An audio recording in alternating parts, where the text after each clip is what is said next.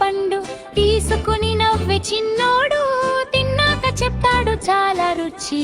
బావా బావా పన్నీరు పూలతో నిండిన తోటలో చిన్న పిల్లలు ఆడుకుంటూ పాటలు పాడుతూ నవ్వుతారు. బావా బావా పన్నీరు చిలుకమ్మ వచ్చి పలుకుతుంది, రారా నా తోడు అంటుంది, పిల్లలతో కలిసి నాట్యం చేస్తుంది.